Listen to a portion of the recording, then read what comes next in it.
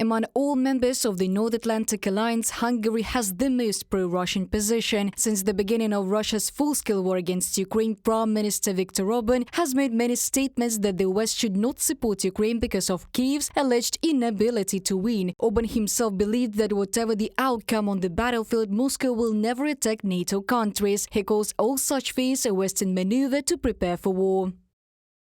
What is happening today in Brussels and Washington is a kind of preparation of sentiment for a possible direct conflict. We can calmly say that preparations are underway for Europe to enter the war. This is happening in the media and in the statements of politicians.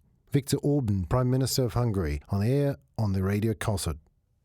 Orban transfers his rhetoric to practice. Budapest did its best to prevent the provision of assistance to Ukraine. When the EU wanted to allocate 50 billion euros for Kyiv in February 2024, Orban was strongly against it. Only after strong diplomatic pressure and concessions to Budapest did the Hungarian leaders stop blocking financial assistance. Now that the EU is going to use frozen Russian assets to purchase weapons for Ukraine, Budapest will again lobby for its interest, analysts assure.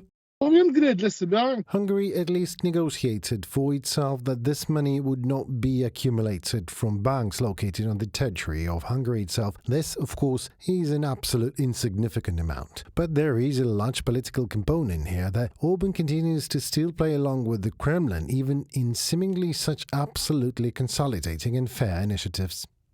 In addition to blocking aid to Ukraine, Budapest is also preventing the adoption of sanctions against Russia. Starting in May 2022, when the EU was developing the sixth sanctions package, Hungary systematically blocked restrictions. According to experts, Orban will again blackmail the EU with a veto when developing sanctions against Russian LNG. In Budapest, such actions are argued to have negative consequences for the EU gas market.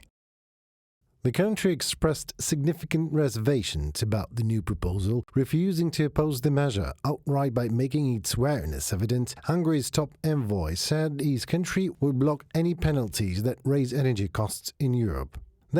Sanctions, wouldn't stop EU purchases of Russian gas or directly hit Hungary's business interests. Still, Hungary is highly dependent on Russian exports and has long opposed further energy sanctions on Moscow, from the publication by Politico.